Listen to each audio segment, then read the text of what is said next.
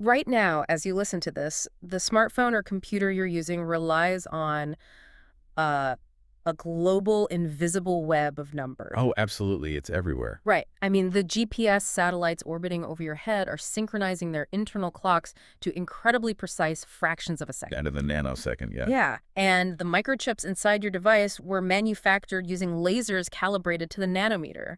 If any of those numbers were off by even a microscopic margin, your apps would crash, global navigation would fail, and, international commerce would just grind to a halt. It would be absolute chaos. It really would. So, welcome to today's deep dive.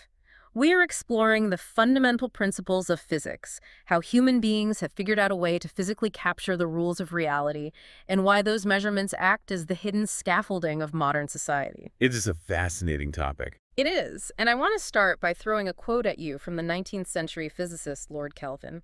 He said, "When you can measure what you are speaking about and express it in numbers, you know something about it. When you cannot, well, your knowledge is of a meager and unsatisfactory kind." I love that quote. It is the perfect philosophical anchor for this entire discussion. Right. What Kelvin was pointing out is that measurement is the dividing line between guessing and knowing. It isn't just some tedious exercise for scientists in white coats hiding in laboratories. Yeah, it's not just textbook stuff. Exactly. It is the absolute bedrock of our daily lives. Every piece of technology you interact with, every building you walk into, every vehicle you use, it is all built on the cornerstone of exact, undeniable, quantifiable physical measurement. Exactly. And to really understand how we measure the world, we first have to take a step back and look at how human beings even categorize our knowledge of it. You do. Because before we had distinct scientific fields, before we had physicists, biologists, and chemists, we just had, well, curiosity. We did. If you trace the word science back to its Latin root, scientia, Mm, it literally just translates to knowledge. just knowledge. Just knowledge. And for a very long time, essentially up until the 18th century, there was no real division of this knowledge. Right. If you were studying the material world, whether that was the stars in the sky or the dirt on the ground, it was all studied under one massive, giant umbrella known as natural philosophy. Okay, let's unpack this because I actually love that concept. Being a natural philosopher sounds, I don't know, incredibly poetic. It does have a nice ring to it. You aren't boxed into a specific discipline, right? You are just a thinker trying to decode nature.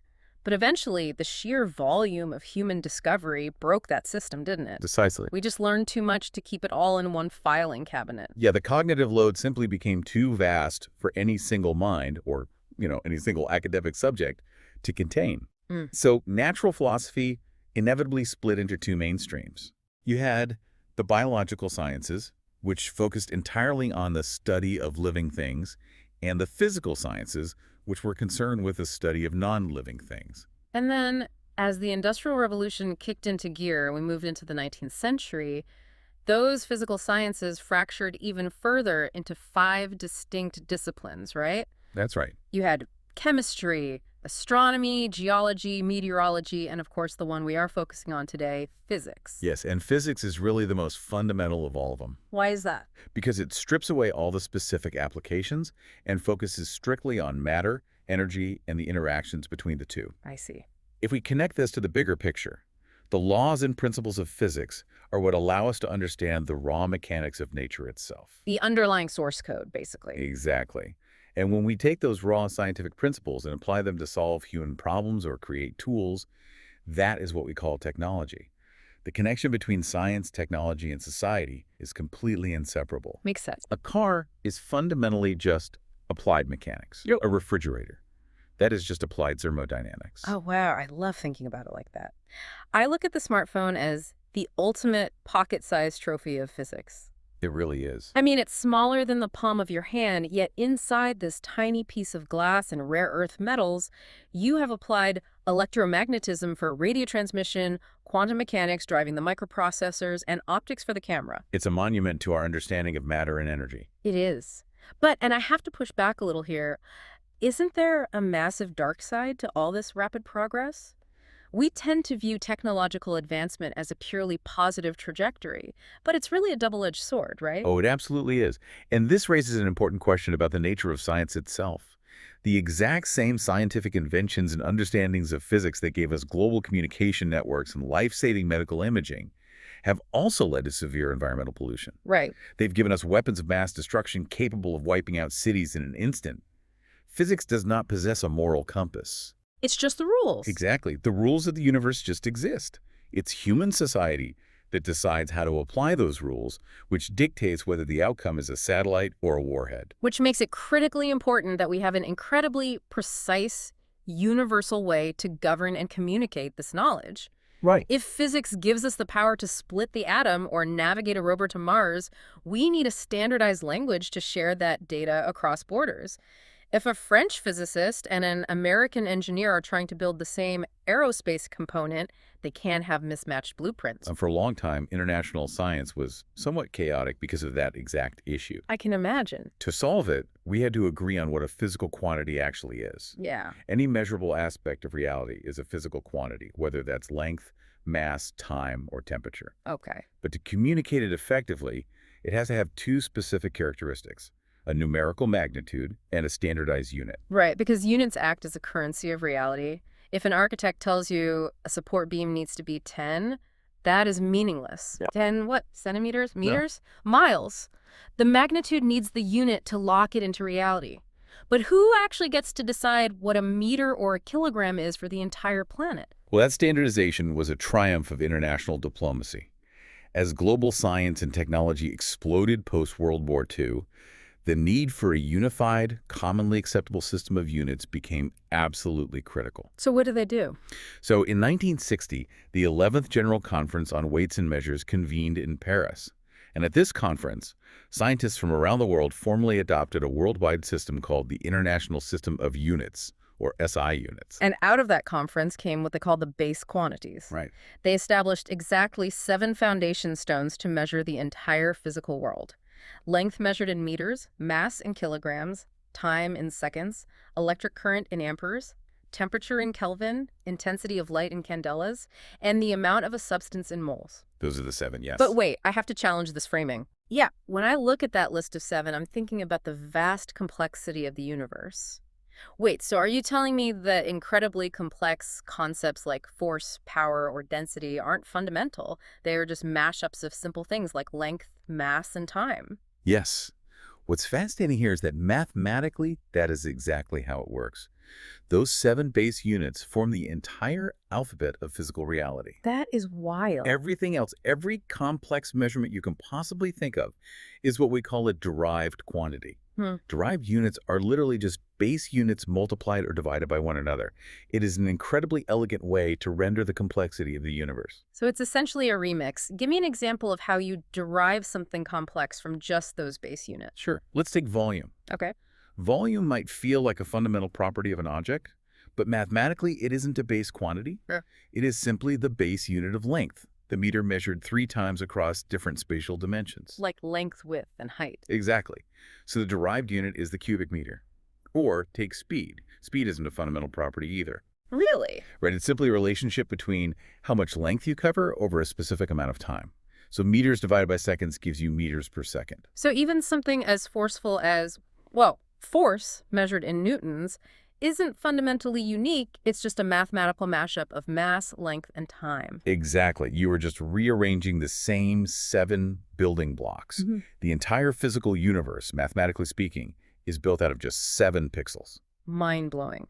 So what does this all mean when we try to apply those 7 base units to the real world? Because once we have this elegant, standardized system, we immediately hit a massive cognitive roadblock, don't we? We do. Reality operates on extreme brain-breaking scales. The universe is either incomprehensibly huge or impossibly tiny. How do scientists actually write down these extremes without getting totally lost in a sea of zeros? This is where we have to confront the scale of the universe. Human beings exist in this very narrow, comfortable middle ground of size. But if you zoom out, you have structures like the Andromeda Galaxy, which is millions of light years across. Yeah. Or, slightly closer to home, the distance from the Earth to the Moon, which is roughly 384 million meters. And if you are an astrophysicist, writing out 3, 8, 4, and then a massive string of zeros every single time you want to calculate a lunar orbit is not just tedious, it's begging for a catastrophic mathematical error. Which is exactly why scientists develop scientific notation, also known as standard form. Right. Instead of writing out an endless string of zeros, we express the number as a manageable value between 1 and 10, and then multiply it by a power of 10. So that 384 million meters elegantly compresses down to 3.8, 4 times 10 to the power of 8 meters. Here's where it gets really interesting to me because scientific notation isn't just a math trick, it's a cognitive lifesaver. What do you mean?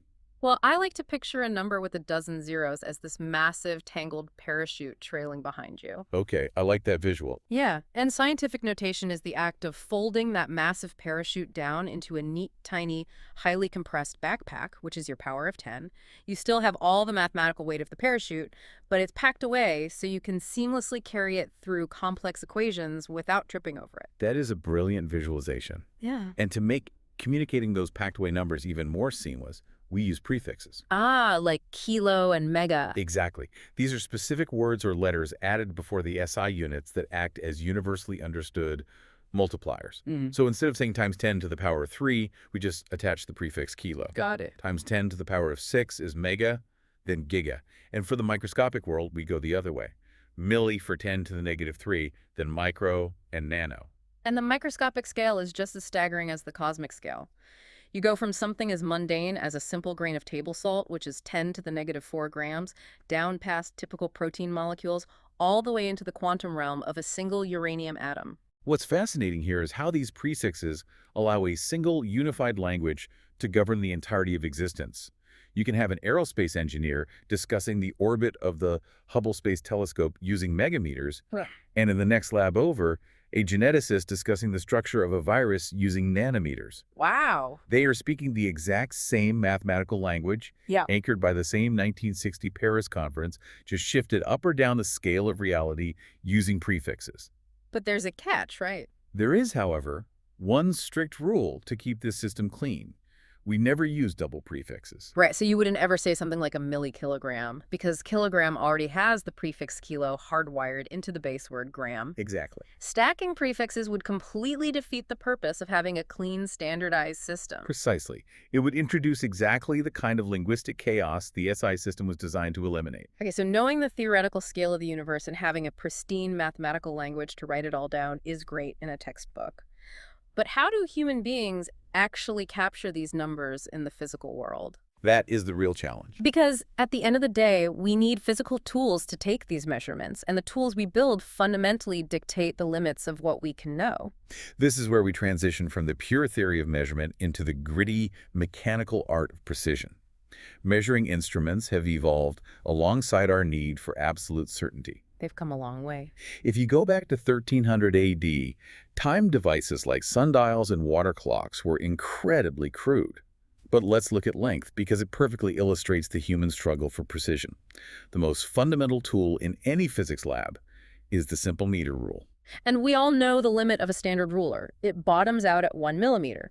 In physics, the absolute smallest reading an instrument can accurately and reliably measure is called its least count. So the least count of a standard meter rule is 1 millimeter. But even at 1 millimeter, we run headfirst into the biological limits of the human body. When you read a meter rule, you are dealing with parallax error. Parallax error. Yeah, your eye has to be positioned perfectly vertically straight down above the reading point. If you lean even slightly to the left or the right, the visual alignment shifts and your reading becomes doubtful. Human vision simply isn't a precision instrument. So if human vision bottoms out at a millimeter, and we want to eliminate that crude visual guesswork, how did engineers historically hack human vision to see smaller than a millimeter without using complex optical microscopes? Enter the vernier calipers. Eyes. The mechanism of the vernier caliper is an absolute stroke of mechanical genius. It fundamentally uses a mathematical mismatch to physically amplify a microscopic distance. So? It consists of a fixed jaw with a standard main scale marked in regular millimeters. But sliding along that main scale is a movable jaw with its own slightly compressed secondary scale called the vernier scale. And this is where the mechanical magic happens, right? It really is. The vernier scale has 10 divisions on it, but those 10 divisions are physically compressed, so they are slightly shorter than 10 divisions on the main scale. Specifically, each vernier division is 0.9 millimeters long, compared to the main scale's 1 millimeter. Exactly. So the difference between one tick mark on the main scale and one tick mark on the vernier scale is exactly zero point 0.1 millimeters. Okay, I follow. By looking at which two lines perfectly align between the two mismatched scales, you can essentially read that zero point 0.1 millimeter difference. That difference becomes your new least count. That is so clever. You have mechanically hacked human vision to measure down to a tenth of a millimeter with absolute certainty. And today, digital vernier calipers use electronic sensors to get that least count down to an incredibly precise zero point zero 0.01 millimeters. But what if you need to go even further? Say you are an engineer trying to measure the exact thickness of a single strand of copper wire for a sensitive electronics board. A tenth of a millimeter won't cut it. You need a micrometer screw gauge. Yes. If the vernier caliper is a visual hack, the micrometer screw gauge is a mechanical transformation. It takes a microscopic linear distance and stretches it out into a large, highly visible rotational distance. I've always thought those look so complicated. They're actually quite elegant. It uses a U-shaped frame with a stationary stud on one side and a rotating spindle on the other, driven by a highly calibrated screw thread. Okay, think about a winding mountain road. A car can't drive straight up a sheer cliff face, so engineers build a road that winds around and around the mountain, stretching the steep vertical distance into a long, manageable drive. I like that analogy. The screw thread inside a micrometer does the exact same thing to linear distance. The distance between the consecutive threads, called the pitch, is exactly 1 millimeter.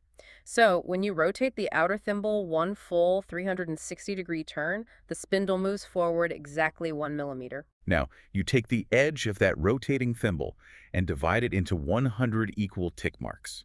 Because one full rotation of those 100 marks equals 1 millimeter of forward travel, rotating it by just a single tick mark moves the spindle forward by exactly 1/100th of a millimeter. So the least count drops to 0.01 millimeters purely through the mechanics of a screw. Exactly. But this raises an important question, and I want to challenge this concept of precision.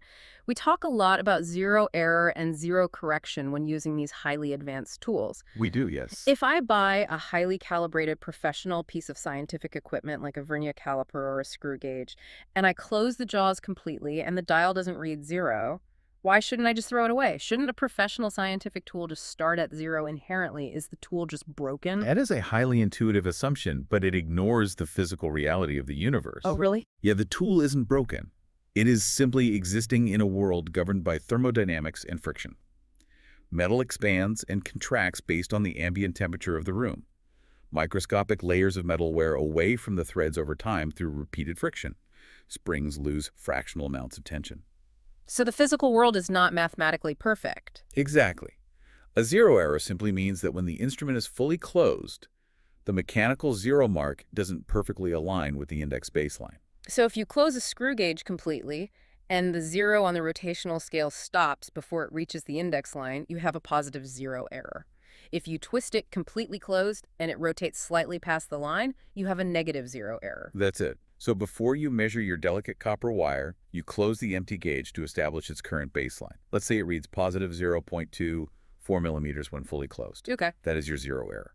When you finally measure the wire, you mathematically apply a zero correction, which is the exact negative of the zero error.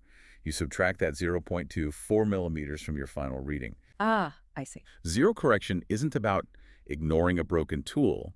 It is the vital mathematical art of calibrating reality. You are acknowledging the unavoidable physical imperfections of the instrument and calculating them out to arrive at the absolute, uncorrupted truth of the measurement. You aren't trusting the tool blindly. You are cross-examining the tool against itself before you trust it to define your reality. Beautifully put. And this relentless march toward absolute precision isn't just about length, it applies to mass as well. We've evolved from the ancient Greeks and Romans using standard-sized clay pots to guess the mass of grain, up through mechanical beam balances and lever balances. And you really see the leap in precision when you look at a modern physics lab. A standard mechanical beam balance might measure the mass of a coin at 3.2 grams. But a highly calibrated physical balance, which is isolated from air currents and uses leveling screws and a arrestment knob and a plumb line to ensure perfectly zeroed gravity, might reveal that the exact same coin is actually 3.24 grams. Wow, that is precise. Right. The least count shrinks, the precision increases, and the measurement gets closer to the absolute truth. And today, high-end electronic balances use electromagnetic force restoration to give us astonishing precision without the mechanical friction of a physical beam entirely. It's incredible to step back and look at the journey we've mapped out today. We started with the broad philosophical origins of science, back when it was all just one undivided attempt to understand nature, and walked through the geopolitical triumph of the 1960 Paris conference that gave us the SI units. It's a huge journey. It really is. We explored how scientific notation and prefixes allow the human mind to comprehend the dizzying extremes of the universe. And finally, we dug into the mechanical genius of tools like the micrometer screw gauge that allow us to physically interact with the sub-millimeter world. And I want to leave you with a thought to mull over, building on the profound importance of everything we've just discussed. Okay, I'm ready. Think about the fact that our entire understanding of the physical world, from the staggering scale of the Andromeda Galaxy down to the invisible structure of a protein molecule, is entirely dependent on our ability to measure it. Right. Our reality is bounded by the limits of our tools. So what completely new, currently unimaginable fields of science are just waiting in the dark, ready to be discovered the very moment someone invents an instrument capable of measuring the next sub-level of reality. Oh, wow. That is a phenomenal question.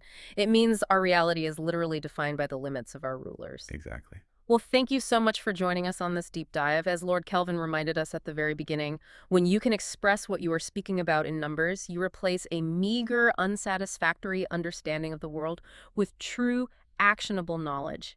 Keep measuring, keep wondering, and we will catch you on the next deep dive.